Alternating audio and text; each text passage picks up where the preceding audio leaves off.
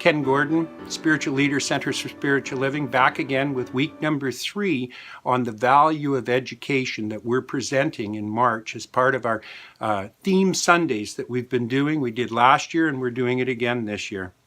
This one that's coming up is held by March 19th, 2017 by Dr. Heather Dawn Clark, who's the Senior Minister of Center for Spiritual Living, Capistrano Valley. And her topic is being vulnerable, whether it's a strength or a weakness.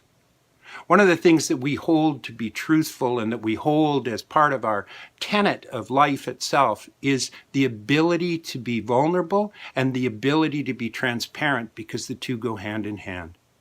The truth of the matter is that when we really express the truth of who we are without having the confines or the veil that's put around us, that society puts on us, awakens something within us which strengthens and inspires us on our own, through our own being and through our own life. Our ability to be able to be vulnerable means that we have an ability to be able to be truthful and real. And when we're truthful and real, then we're part of the cosmic cycle of life.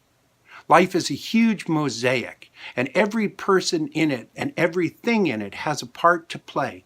And when it's played from an authentic, actualized place, what happens is perfection unfolds. This is the key to create a world that works for everyone, is for everyone to be in connection with the truth of who they are, not according to their job necessarily, or not according to what their family looks like, but according to their own self, to be able to recognize and realize the value of the individual life and to be able to present it. Because when we do that, what happens and what occurs when we do it truthfully, what happens and it occurs is the anger and the feeling of less than falls away. And when we start living from being the truth of who we are, the authentic self, what happens is the world takes notice, they watch, and they too emulate. We are a model of what needs to be done, and we do it through the process of education. Dr. Heather uses several quotes to really impact what we're talking about here. The first one I like the most, which is, the race experiences sickness and limitation, and this suggestion is more or less operative through all people. It works through race thought and operates through the individual. And that's Dr. Holmes from The Science of Mind. Dr. Holmes also said, or wrote, if one would take time once a day at least to let go of all that is not true and lay hold of reality, let go of doubt, distrust, worry, condemnation, and fear, and lay hold of life in its expression of beauty, truth, wholeness, their mental congestion would be healed. Pure faith is a spiritual conviction. It's the acquiescence of the mind, the embodiment of an idea, the acceptance of a concept.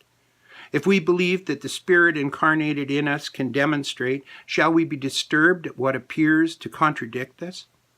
We shall often need to know that the truth which we announce is superior to the condition that we are to change. In other words, if we are speaking from the standpoint of the Spirit, then there can be no opposition to it. It's only when we let go of the human will and recognize the pure essence of the spiritual principle incarnated in us that thought rises above a belief in duality. We should constantly vitalize our faith by the knowledge that the eternal is incarnated through each one of us, that God itself goes forth anew into creation through each one of us, and that in such degree as we speak the truth, the Almighty itself has spoken. This is from The Science of Mind, page 159. One of our founding beliefs is that when our belief in God is greater than our belief in the condition, a healing occurs. I thank you and I bless you, and please know that you're loved.